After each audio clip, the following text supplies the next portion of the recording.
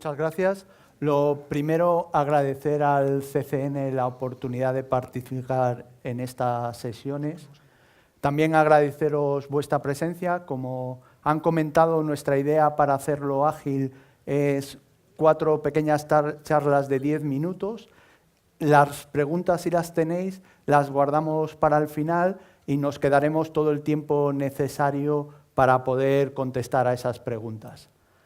Por mi parte, no se me ocurre mejor audiencia que vosotros, profesionales de seguridad de la información, para presentaros esta nueva tecnología que es Azure Confidential Computing, pensada para proteger los datos más sensibles cuando están en uso en el entorno cloud. No sé si habéis tenido la oportunidad de ir a ver el coche que tenemos en el stand. No es el coche que utilizan nuestros ingenieros de soporte cuando abrís un caso para ir deprisa a resolverlo. Es una arquitectura de referencia de cómo podemos utilizar un montón de dispositivos en un coche, capturar esa información, enviarla a un entorno en la nube, enviarla a Azure y ahí, utilizando tecnología de Machine Learning y de inteligencia artificial, encontrar información, como puede ser encontrar una cara por reconocimiento de imágenes, y enviar de vuelta esa información, ya sea al propio coche o a un centro de mando. Una de las preguntas típicas cuando os habéis acercado alguno de vosotros a ver el coche es ¿cómo protegemos esa información? Cuando esa información está en Azure, y es una información que puede ser muy sensible, si está en reposo va a estar cifrada en los discos. Ese cifrado se puede hacer con una clave propia de servicio o, si lo consideráis necesario, con una clave en un módulo HSM que vosotros mismos gestionáis esa clave. Es la tecnología que llamamos Bring Your Own Key, con lo cual en reposo esa información está cifrada y además vosotros podéis tener el control de esa clave. Cuando la información está en tránsito, ya sea porque el coche la está enviando a Azure, se está moviendo de un servicio a otro o se está devolviendo el resultado al vehículo, esa información también viaja cifrada. Igual que en el caso anterior, las claves de cifrado pueden ser unas claves de servicio o también podemos utilizar la misma tecnología de Bring Your Own Key para proteger esas claves en módulos HSM. ¿Qué pasa cuando la información está en uso? Aquí es cuando en los entornos cloud los datos son un poco más vulnerables. Necesitamos esos datos que estén de manera desprotegida en memoria para poder analizarlos y aplicar sobre ellos los diferentes algoritmos. Aquí es donde aparece esta tecnología de Azure Confidential Computing. La idea, el objetivo de esta tecnología es mitigar estas amenazas a la información cuando está en tiempo de ejecución. Existen 3 principales amenazas. La primera es que un atacante encuentre una vulnerabilidad, ya sea en la aplicación, en el sistema operativo o incluso en el hipervisor, y aprovechando esa vulnerabilidad que ha encontrado, sea capaz de acceder a los datos sensibles. Otra posible amenaza es que el atacante tenga privilegios de administrador y abuse de esos privilegios para acceder a información a la cual no tenía derecho a acceder.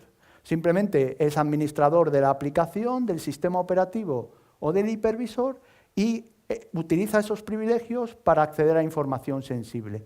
Y por último, para el dueño de los datos, el que tiene que encargarse de protegerlos, cualquiera de estos accesos es un acceso que se hace a sus datos más sensibles sin que él tenga conocimiento.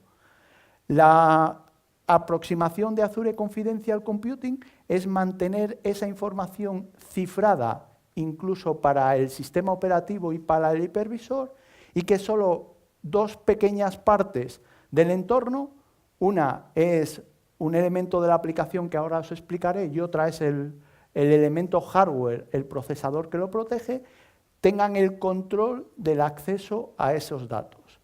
Con esto lo que hacemos es reducimos de una manera muy importante la posible exposición a amenazas y a vulnerabilidades de estos datos sensibles.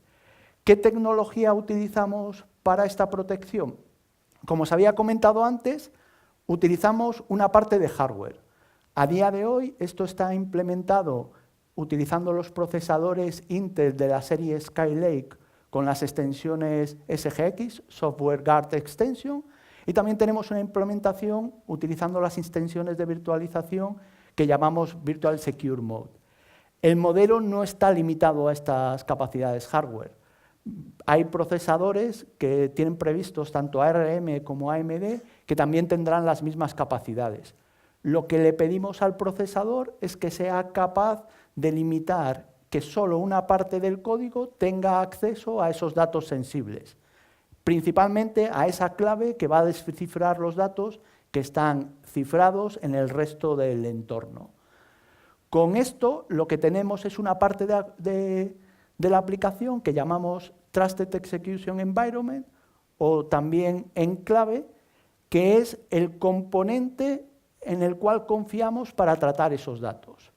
La idea es que ahí sí que vamos a tener acceso a esa clave de descifrado, pero también ahí solo se va a ejecutar el código que nosotros hemos verificado. Con esto lo que conseguimos es que un posible atacante, ya sea un administrador o un malware, aunque tenga control total del hipervisor o del sistema operativo, lo único que va a ver son datos cifrados. Esta tecnología tiene varios componentes. Más adelante os dejaré los white papers para que podáis ver todas las características, pero los tres principales son este de aislamiento que os he comentado, la capacidad de comunicaciones seguras, ser capaz de enviar información cifrada al enclave y extraer respuestas cifradas, y también la capacidad de guardar secretos, de que se genere una información en el enclave y que nunca salga de ahí, o que se le envíe una información y que sea imposible que salga de ahí. Con esta tecnología, lo que hemos hecho en Azure es construir 4 servicios que ya están disponibles. A día de hoy están en preview, pero ya se pueden utilizar con esta tecnología de protección de la información sensible. Tenemos un servicio de base de datos que es SQL en Azure, con la tecnología de cifrado de columnas, de tal manera que esas columnas cifradas estarán cifradas también para los administradores del sistema operativo. Tenemos nuestra implementación de Big Data, Azure Data Lake, que tiene un MapReduce que se ejecuta en un Trusted Execution Environment. También tenemos nuestro framework de blockchain empresarial, Cocon Framework, con componentes que se ejecutan en un Trusted Execution Environment. Y por último, tenemos implementación de Machine Learning. Esta os la voy a explicar un poco más en detalle porque es realmente interesante las ventajas que podemos tener gracias a esta confidencialidad y privacidad.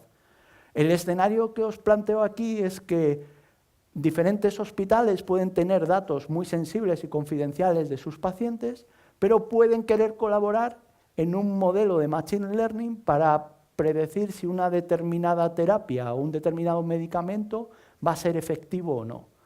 Lo primero que hay que hacer en el modelo de Machine Learning es alimentarlo, entrenarlo con histórico, con datos reales. El problema es que normalmente ninguno va a confiar la sensibilidad de esos datos a un tercero y mucho menos a un proveedor externo. Con Azure Confidential Computing lo que podemos hacer es cifrar esos datos estarán cifrados tanto en el transporte como en el almacenamiento y el único que podrá acceder a los datos, a la clave de descifrado de esos datos, será el enclave, el Trusted Execution Environment, que ejecuta este modelo de Machine Learning en concreto, no cualquier otro, sino este. Con esto conseguimos entrenar el modelo y a partir de ahí todos los participantes se pueden beneficiar, pueden seguir enviando información y obtener los resultados de este modelo de Machine Learning. Por mi parte, no tengo nada más que comentaros. Simplemente resaltar que esta tecnología, su propósito es proteger la información en uso. Había puesto una serie de referencias, pero como he estado antes en la sesión de Luis Hernández de Quantum Computing, la verdad es que me parecen pocas comparadas con las que ha dejado él. Y ahora voy a pasar a mi compañero Jaime Martín Hinojal, que os va a hablar de cumplimiento de GDPR con los servicios cloud en Azure. Muchas gracias, Santi.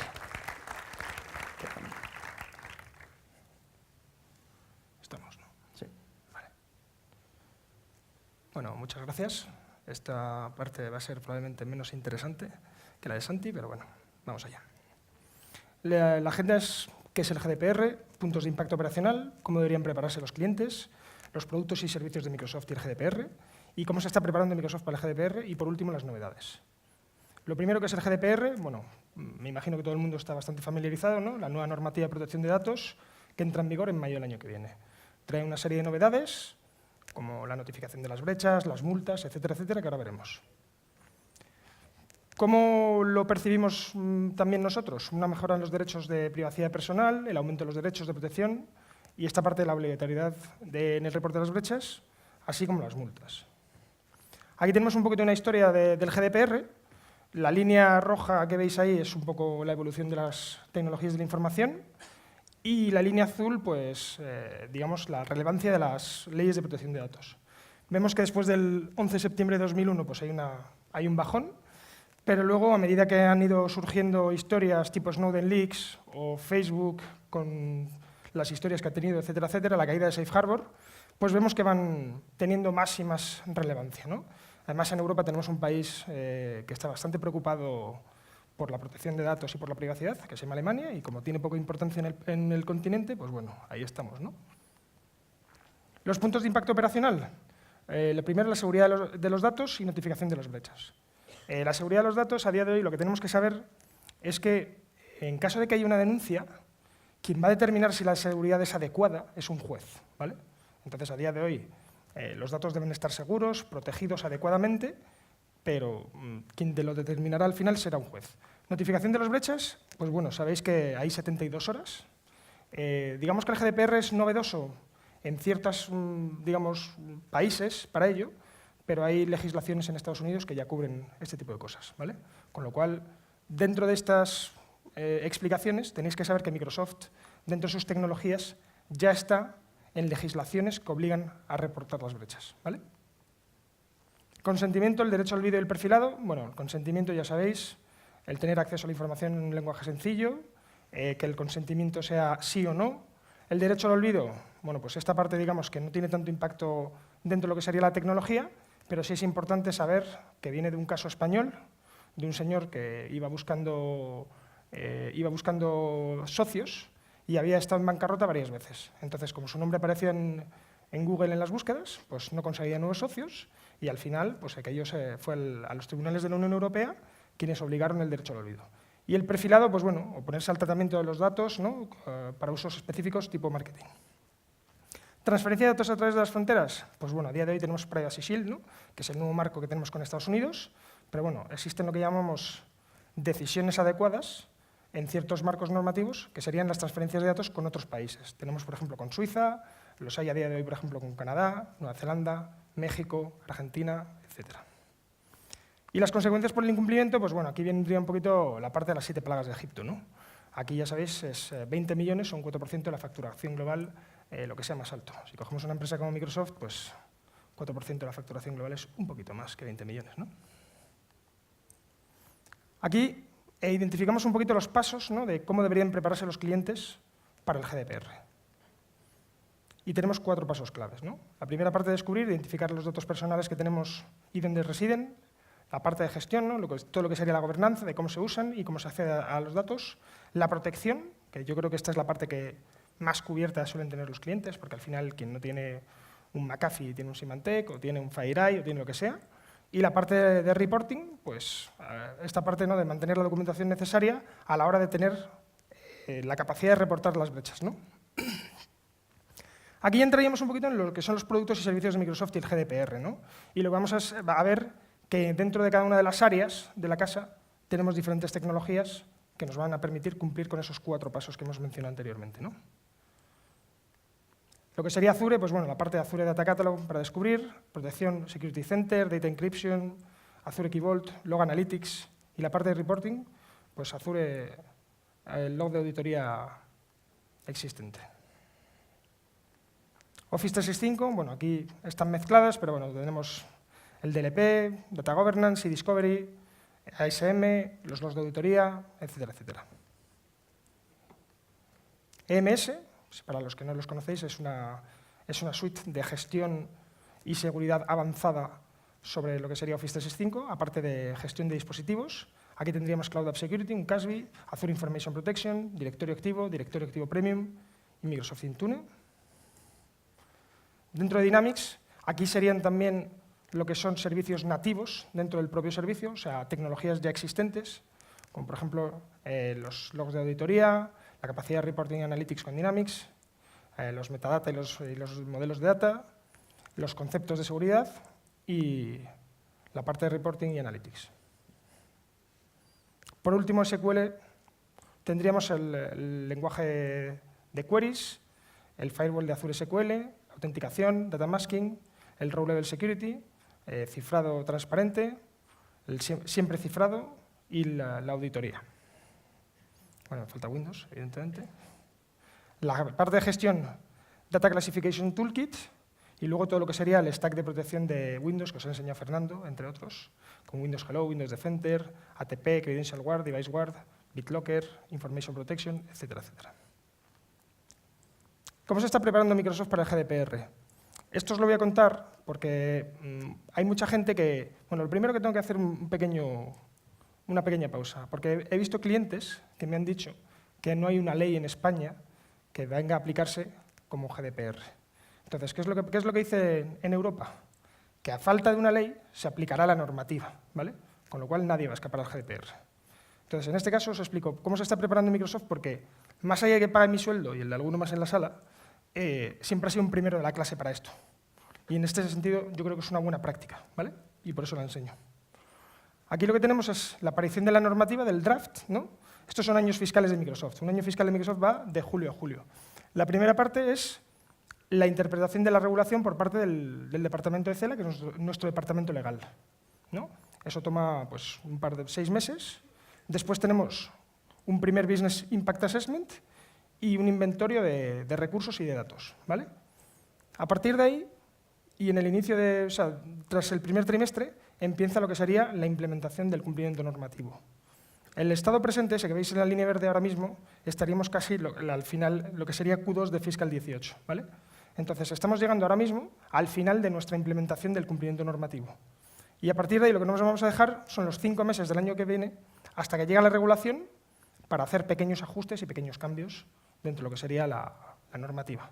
Pero vamos, en teoría ya estamos preparados. Entonces, esto es una buena práctica de cómo hacerlo. Las novedades de Microsoft para el GDPR, aquí lo que os he puesto es una pestaña que va a aparecer en Office 365 para quienes seáis ya usuarios o clientes y aparecerá, pues, como veis, todas las peticiones relacionadas con GDPR, con los usuarios, con las brechas, con las peticiones de ellos, aparecerán. Aquí hay una cosa que falta, que se me ha olvidado añadir, ¿vale? Y es un producto que está ahora mismo en beta, o en preview, por así decir, que se llama Compliance Manager, ¿vale? Entonces, el Compliance Manager es cross-servicios, es decir, cubre Azure, cubre Dynamics, cubre Office 365 y demás. ¿Y qué es lo que tiene el Compliance Manager? En función de las diferentes normativas que queramos cumplir, es decir, ISO 27001, GDPR, etcétera, etcétera, tendremos un diferente score, por así decir, y una serie de, ¿cómo os diría yo?, controles que podemos asignar a usuarios para que cumplan con una tarea que luego va a hacer que cumplamos con el GDPR o con las ISOs o con lo que sea. Esto sería únicamente el ejemplo de Office 365, ¿vale? Aquí lo que tenemos es una serie de controles, de nuevo, que aplicamos y que pueden hacer mayor o menor cumplimiento, ¿vale? Y con esto ya termino y doy paso a mi compañera Paloma, que os va a presentar detección de incidentes con Azure Security Center. Muchas gracias.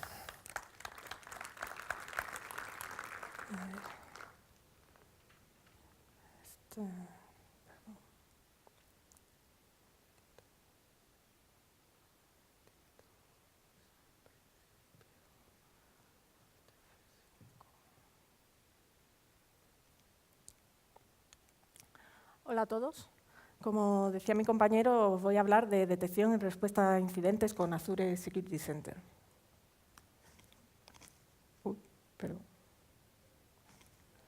Vale. Bien. Quería empezar con una pregunta. Supongamos que tenemos 99 alertas de seguridad pendientes de revisar. ¿Por cuál empezaríais primero? ¿Por la última alerta recibida? ¿La alerta con una severidad más alta? ¿La alerta relacionada con un activo de valor para el negocio? ¿La alerta que proviene de una fuente de datos en la que confiamos? ¿O ninguna de las anteriores? ¿Qué pensáis?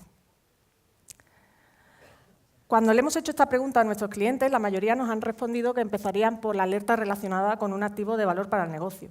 Pero cuando intentamos ahondar un poco en esa respuesta, lo que vemos es que en realidad es difícil distinguir los activos de gran valor para el negocio, porque todos los activos son de gran valor para el negocio. Entonces, en la práctica, lo que están haciendo la mayoría son la B y la D. La realidad es que a la hora de hacer un análisis de un incidente de seguridad, nos vemos inundados por alertas y es bastante difícil hacerse una idea de la ejecución completa del ataque. En parte porque más del 90% de las alertas que recibimos son falsos positivos y también porque el resto de alertas, las que no son falsos positivos, representan ataques reales y están relacionadas entre sí, pero a menudo las vemos de manera inconexa. Hoy os quiero hablar de cómo Azure Security Center nos puede ayudar a hacer una respuesta a incidentes más ágil y a relacionar alertas importantes. Para los que no conozcáis Azure Security Center, Azure Security Center nos permite gestionar de forma unificada la seguridad de nuestros recursos en Azure, pero también on-premise, en nubes privadas y en nubes públicas de terceros. Se integra no solo con sistemas Windows, sino también Linux, con logs de firewalls, con sistemas de IDS, de IPS, con sistemas SIEM, y además la integración es en las dos direcciones. Tomará todos esos datos, los juntará, hará un procesado con inteligencia que le proviene del grafo de inteligencia de seguridad de Microsoft, que contiene trillones de señales de seguridad procesadas diariamente de servicios nuestros, como son Azure, Office 365, Azure AD, etc. Y nos hará una interpretación del estado de seguridad de nuestra plataforma, ayudándonos a identificar vulnerabilidades y proponiéndonos posibles soluciones. Yo particularmente me voy a centrar en las funcionalidades de detección y respuesta a incidentes, pero no quiero que perdáis de vista que Azure Security Center es mucho más que solo eso. Entonces vamos a ir a una demo, vamos a ver las funcionalidades de fusión de alertas e investigaciones de incidentes de seguridad. Este es el portal de Azure Security Center y desde el punto de vista de la detección y respuesta a incidentes, lo que más nos va a interesar es irnos a la parte de alertas de seguridad, ¿vale? Que sería ese panel de ahí. Si pinchamos sobre ese menú, lo que se nos va a mostrar es una relación de las últimas alertas que se han recibido. Podemos ver que hay dos tipos de iconos ahí. El primero, que refleja un incidente de seguridad, y el segundo, que refleja una alerta aislada. El primero lo que refleja es una serie de alertas que se han podido correlacionar como pertenecientes a un mismo incidente. Como es de criticidad alta, lo que nos interesará será investigarlo. Si pinchamos ahí, obtendremos más información acerca del incidente y podemos ver que hay una máquina que ha sido comprometida. Si bajamos hacia abajo, lo que podemos ver son las alertas que el sistema ha sido capaz de correlacionar y vemos que hay una de severidad alta. Si pincháramos en ellas, obtendríamos más detalles de cada una de ellas.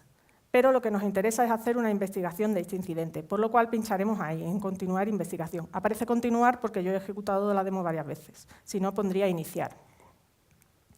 Pinchando ahí se nos va a mostrar de forma gráfica el incidente, las alertas relacionadas y las entidades relacionadas con el incidente, ya sean cuentas de máquina o usuarios. En particular, lo que podemos ver es que este incidente involucra una máquina en concreto, que sería esa de ahí, y tiene una alerta que ya hemos dicho que era de criticidad alta. Si pinchamos sobre la alerta, en el panel de la derecha se nos va a mostrar más información y veis que además el gráfico se va expandiendo. Al leer la descripción de la alerta podemos ver que ha habido un ataque de fuerza bruta sobre esta máquina y ha habido un login exitoso por parte del atacante.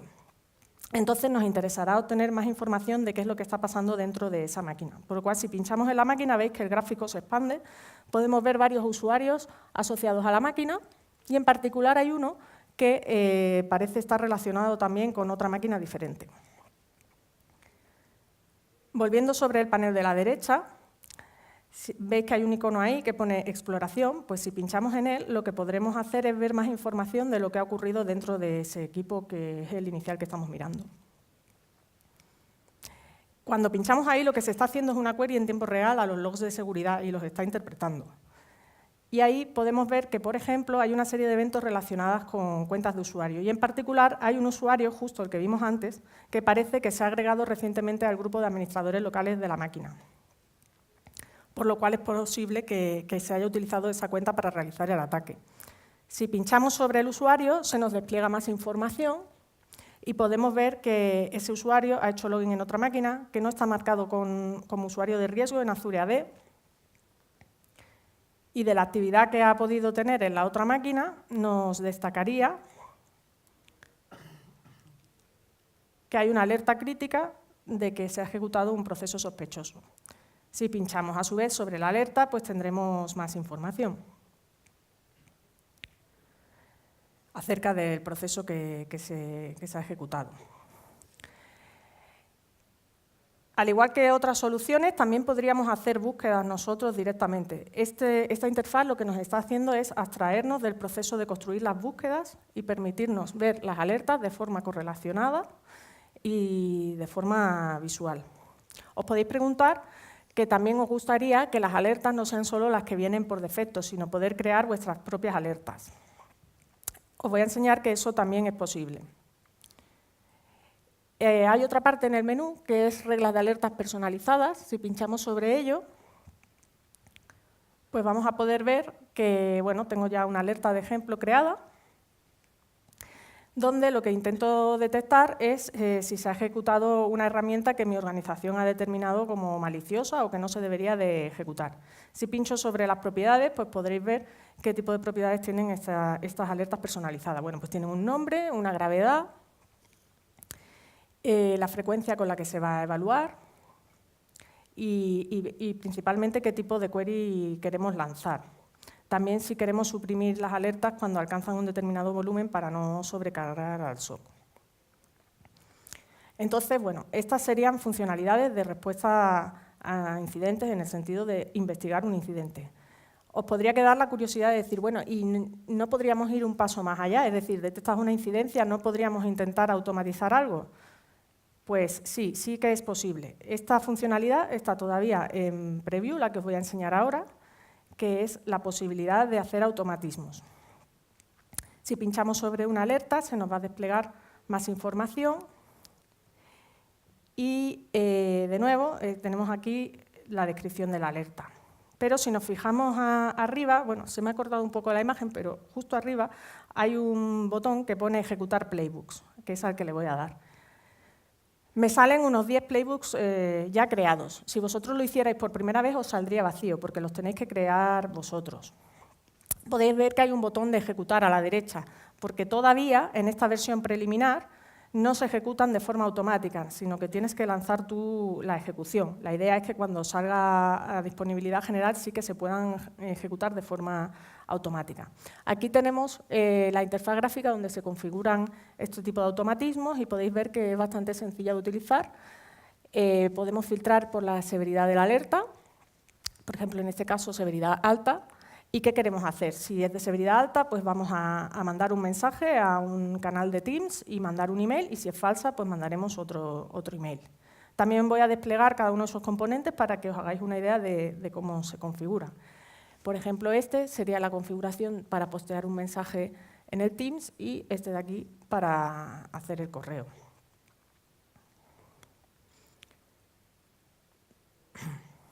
Si volvemos a la parte anterior, donde estábamos visualizando la alerta, vamos a ver que hay una opción aparte que se llama historial de ejecuciones. Si le damos ahí, lo que vamos a ver es qué playbooks se han ejecutado. Recordad que los lanzo yo manualmente. Entonces tenemos uno fallido y dos con éxito. Si pinchamos en el fallido,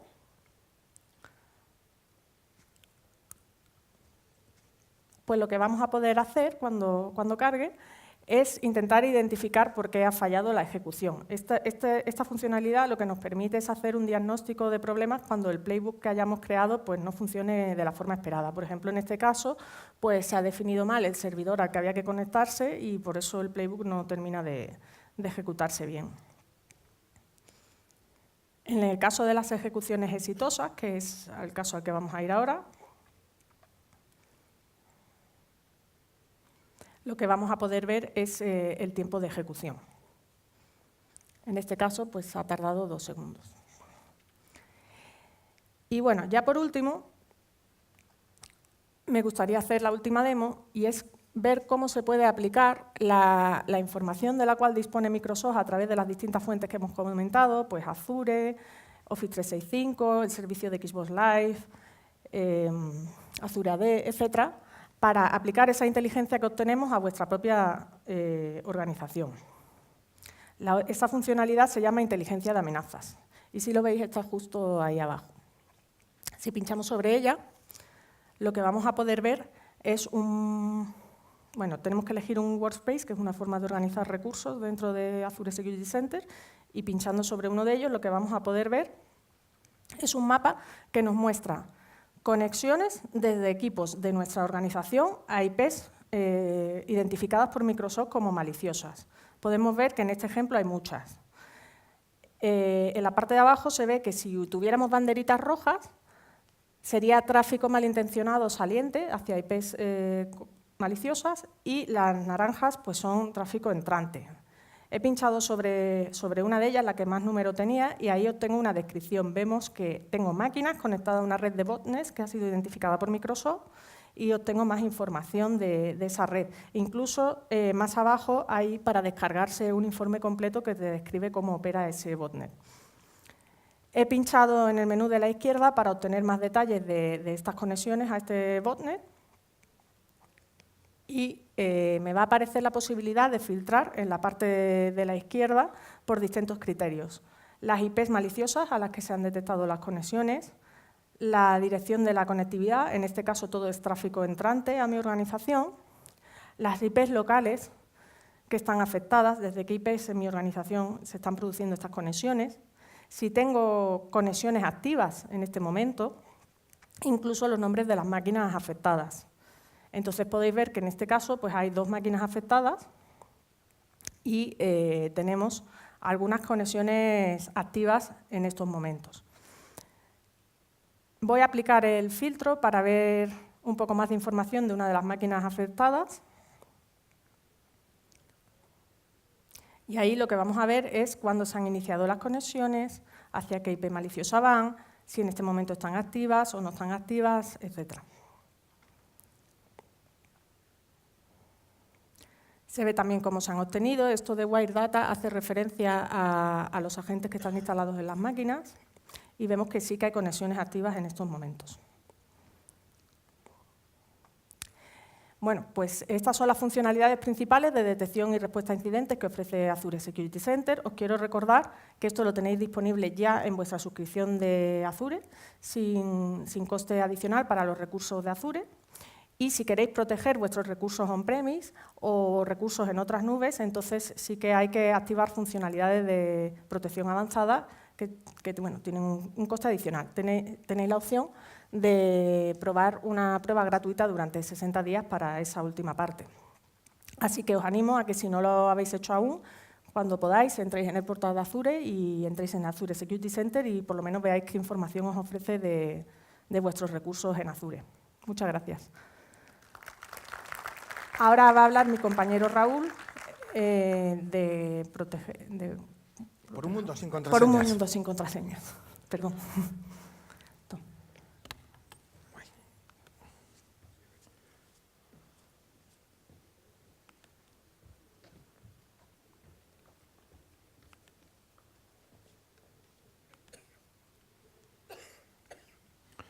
Muy bien, pues buenas tardes a todos. Como decía Paloma, mi nombre es Raúl Moros. Trabajo en Microsoft como especialista técnico en venta de soluciones. En la última sesión vamos a intentar meter un poquito el acelerador para intentar no irnos mucho de tiempo. Bueno, decía, el objetivo o el deseo es un mundo sin contraseñas, ¿no? Esto yo creo que es el deseo de todos, y no solamente nuestro, sino compartido con muchos representantes de la industria, no solamente de las tecnológicas, sino también de servicios financieros, de proveedores de servicio, de pasarelas de pago, ¿no? Hace unos años se pusieron de acuerdo en intentar buscar una alternativa a la autenticación tradicional basada en contraseñas. Aquí yo creo que en el banquillo de los suplentes siempre de la autenticación han estado los certificados, ¿no? Certificados digitales. El caso es que los certificados digitales, bueno, pues todo lo que conlleva el despliegue, mantenimiento, renovaciones, tal, muchas veces hacen que no sean sencillos, ¿no? Pero la criptografía seguramente es la opción. FIDO 2.0, que son los trabajos que están ahora mismo en marcha, precisamente lo que define es esto, ¿no? Un mundo sin contraseñas basados en una combinación diferente de la criptografía y de la biometría, y definen un segundo estándar también, que serían segundo factores de autenticación, ¿no? Para complementar servicios de autenticación de contraseña con esta experiencia nueva. Al final, la idea, como decía, lo que hay por debajo es criptografía. Aquí tienen que convivir y estar sincronizados tanto las aplicaciones cliente como los proveedores de las aplicaciones, como los proveedores de identidad, para que en el momento en el que alguien va a intentar autenticarse con un proveedor de identidad para acceder a una aplicación, el proveedor de identidad le va a ofrecer si quiere negociar este nuevo protocolo de autenticación. La base al final es que dentro del cliente se van a generar una pareja de claves, pública y privada. La clave privada la vamos a almacenar de manera segura en el dispositivo, con los medios que sean, y la clave pública se va a enviar al proveedor de identidad. En el momento en el que queramos hacer un login contra este proveedor de identidad, lo que vamos es a recibir un desafío. Este desafío se va a firmar con la clave privada, a la que tengo que tener un acceso seguro, seguramente gobernado por biometría, y a través de la clave pública el proveedor de identidad va a tener asociada mi identidad, con lo cual va a reconocer que soy yo, ¿vale? ¿Por qué os he contado todo esto? Porque bueno, ya empieza a haber implementaciones prácticas. Una de ellas es Windows Hello, Windows 10. Es una tecnología presente en Windows 10 que a día de hoy podemos disfrutar no solamente en los servicios online de las cuentas Microsoft de uso de consumo, también en los servicios de directorio activo de Azure online y también en el directorio activo on-premise, ¿vale? Nos vamos a centrar en la parte de Azure AD. El proceso es el mismo que hemos descrito dentro de la parte de FIDO. Al final la idea es que cuando registre una estación Windows 10 dentro de Azure AD me va a ofrecer ese aprovisionamiento del nuevo protocolo de autenticación. Lo que vamos a hacer es guardar dentro de los chips TPM de manera segura la clave, que puede ser generada en el momento o que puede haber sido preaprovisionada previamente mediante un certificado expedido por la organización, y vamos a gobernar el acceso a esa clave privada del TPM mediante mecanismos de biometría. Si nos vamos a hardware que lo soporte, como son Surface, pues bueno, reconocimiento facial, huellas, en última instancia siempre un PIN, ¿vale? La idea es proteger esa clave privada con biometría para el momento en el que se tiene que hacer la firma, ¿vale? Y esto, como decía, es un deseo que poco a poco se va a ir haciendo realidad, pero mientras tanto el mundo está gobernado por contraseñas, ¿no? Y es lo fácil porque, bueno, al final la contraseña es la puerta de entrada. Sabemos para unos, bueno, dependiendo de la fuente, un 60, un 70, un 80, un 80 y muchos % de las brechas de seguridad vienen precedidas de un robo de credenciales, ¿no? Esas credenciales puede ser que las tenga sin más, como pues, mediante campañas de phishing, el propio usuario me la entrega, escribe sus credenciales, o porque las intercepto a través de la red, o porque las compro en el mercado negro, y si no, pues lo que voy a hacer es intentar adivinarlas, ¿no? ¿Cuáles son las técnicas más habitualmente utilizadas? Bueno, pues la técnica de ataque a lo bruto, múltiples combinaciones sobre todas las cuentas, lo que llamamos el password spray, fumigar pequeños grupos de cuentas con pequeños grupos de contraseñas, para que a lo mejor no den mucho el cante, listas, contraseñas por cuentas, ir rotando igualmente con el objetivo de no llamar mucho la atención, o ataques dirigidos centrados sobre una cuenta y con contraseñas concretas, ¿vale? Al final, técnicas indiscriminadas, fáciles de detectar, no muy difíciles de defender.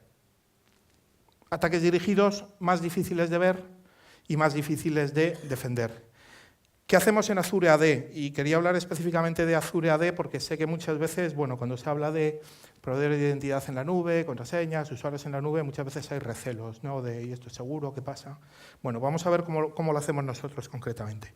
Existe una serie de medidas de seguridad que se sobreponen unas sobre otras. Hay unas medidas que llamamos Core, que están disponibles en Azure AD. Azure AD es un servicio gratuito. Azure AD en sí mismo no conlleva coste, siempre y cuando haya pues, unos límites de determinados números de objetos y unas determinadas funcionalidades.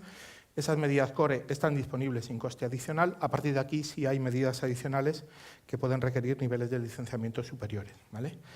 Medidas Core, Smart Lockout. Bueno, medida tradicional de siempre, ¿no? Si vemos ese intento de muchas contraseñas fallidas dentro de periodos de tiempo concretos, lo que se hace es bloquear. En este caso, durante un periodo de tiempo concreto, al cabo del cual la cuenta se autodesbloquea. Si se sigue insistiendo, pues esos disparos y esos periodos de bloqueo pueden ir aumentando, ¿vale? ¿Esto qué previene? Pues normalmente los ataques de fuerza bruta y los ataques de password spray, ¿vale? ¿Es efectiva siempre? Bueno, si tu contraseña es 1, 2, 3, 4, pues a lo mejor la adivinan antes de que el disparador de la detección pueda entrar en marcha, ¿vale? ¿Cuál es el reto aquí?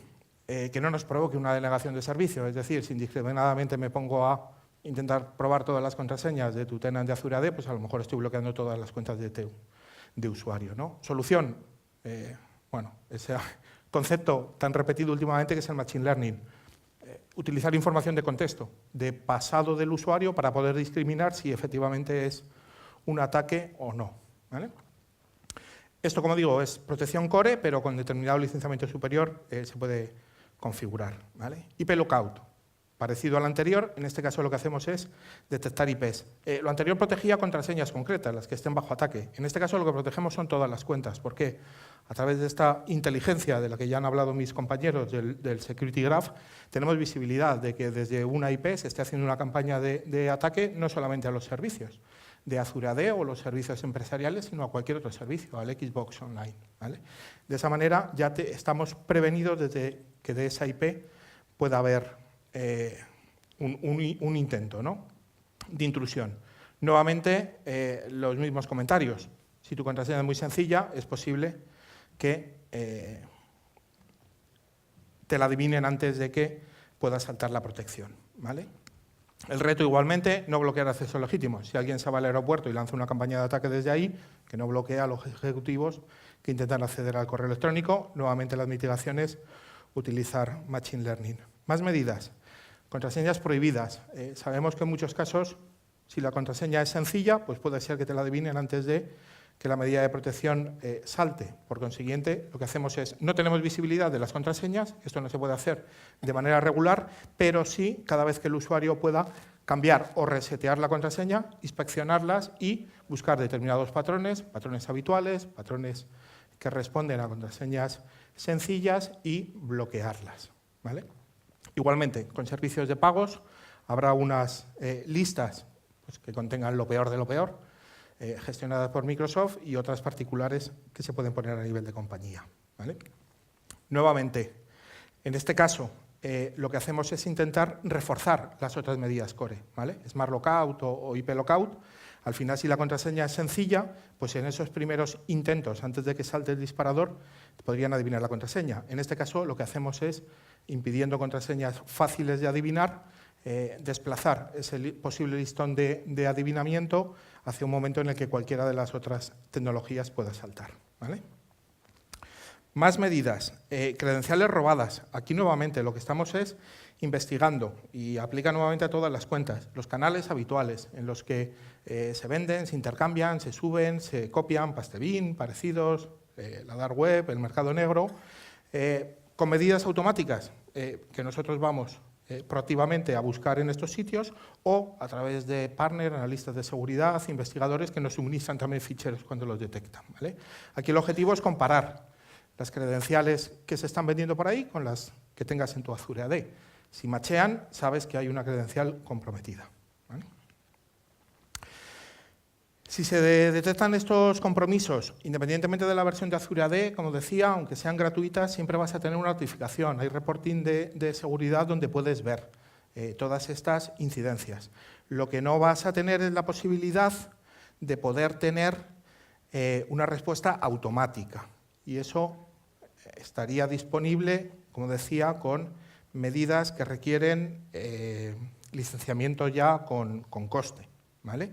Que serían las políticas que llamamos de Identity Protection, donde podrías poner una acción automatizada en caso de detección, ¿vale? Y esto es el resumen de medidas Core.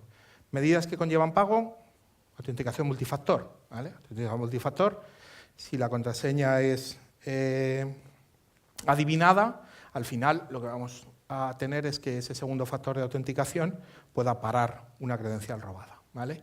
Las ventajas, obviamente más seguro. Los inconvenientes, genera fricción para el usuario. A la gente no le suele gustar mucho que le estés llamando al teléfono cada vez que te autenticas o lo que sea. De manera nativa, en Azure AD, el sistema de autenticación multifactor utiliza el teléfono móvil. Puede ser una llamada telefónica, puede ser un SMS o puede ser una aplicación que corre en las plataformas móviles que genera un one-time password o una notificación push que simplemente hay que aprobar, ¿vale? Respecto a las llamadas telefónicas, y aquí parece que es otra vez un poco el día de la marmota, recientemente se pusieron o se descubrieron algunas vulnerabilidades sobre el servicio de señalización número 7, con lo cual hace que en entornos a lo mejor altamente regulados ni siquiera la llamada telefónica se pueda considerar segura, ¿vale? Volvemos a los tiempos aquellos de llamar simulando los tonos para tener llamadas internacionales gratuitas. Obviamente esto no está al alcance de cualquiera, pero hay que tener en cuenta que los players en el mundo de la inseguridad tienen tentáculos muy grandes y pueden llegar a comprometer o a tener algún tipo de presencia dentro de operadores de telecomunicación y podrían utilizar estas suplantaciones, ¿vale? Por no hablar también de la ingeniería social. Va a recibir una notificación, por favor, comuníquenosla, va a ser un SMS porque es una medida de seguridad, cuando lo que estás es pidiendo que te digan el código del segundo factor de autenticación, ¿no? La aplicación corriendo en el móvil se puede considerar menos vulnerable en ese sentido, ¿vale? Tenemos dos maneras de aplicar este segundo factor de autenticación para evitar esta fricción, ¿no? Con el usuario, que sería llamarle siempre. Si tú asocias una autenticación siempre con dos factores, pues bueno, la experiencia de usuario puede ser peor. Esto es lo que llamamos las reglas de acceso condicional. En función de la aplicación que vayas a acceder, en función del grupo de usuarios, en función de tu ubicación, en función del dispositivo, en función de un montón de factores, podemos decidir que en ese momento sea requerido el segundo factor, pero no en otras condiciones que pueden ser más habituales para el usuario, ¿no? La última de las medidas es Identity Protection. Esto combina la capacidad de reaccionar de manera automática sobre esas credenciales de usuario que podemos considerar que están ya comprometidas, ¿vale? Esto, al final, lo que hacemos es detectar anomalías en los procesos de autenticación. La IP de origen puede venir de un anonimizador, la IP de origen puede venir de un bonded, todo esto alimentado por nuestro grafo de seguridad, como decíamos antes. Las ubicaciones no es lo habitual para el usuario, es un viaje imposible, se autentica ahora desde Madrid, al cabo de una hora desde Tailandia, esto no puede ser. Más medidas que tenemos a continuación, y eso puede suponer una conexión en riesgo. Si las conexiones en riesgo del usuario se suceden, al final lo que acaban poniendo es en riesgo al propio usuario, no ya solo a la conexión.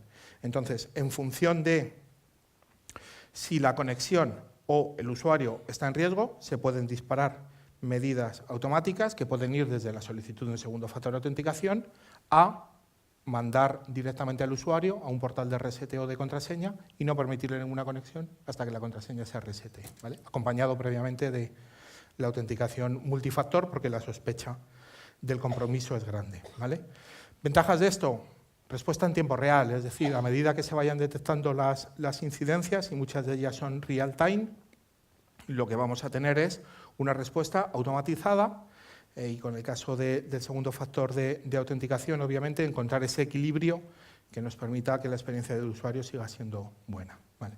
Son una serie de pantallazos respecto a la configuración de las políticas.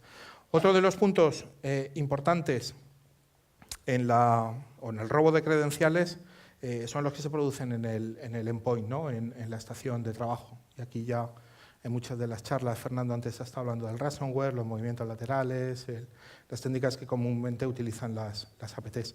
Quería despedirme simplemente contándoos CredentialGuard, es una nueva tecnología de las muchas que componen esa seguridad basada en virtualización, en el hardware, que incluye Windows 10, que lo que hace es descargar determinados procesos críticos del sistema sobre Commandlet, que son contenedores que se ejecutan en un espacio virtual, con los cuales no hay transferencias dentro del sistema operativo, con lo cual cuando un usuario quiere acceder, normalmente un atacante, a los procesos del SAS, que son los que guardan las credenciales del usuario, pues se va a encontrar que ahí no hay nada porque están delegadas a un contenedor con el cual no hay transferencia.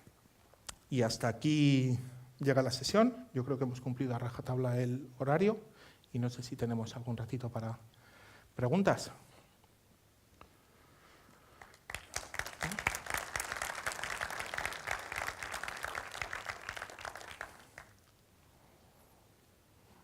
¿No? ¿No se anima nadie?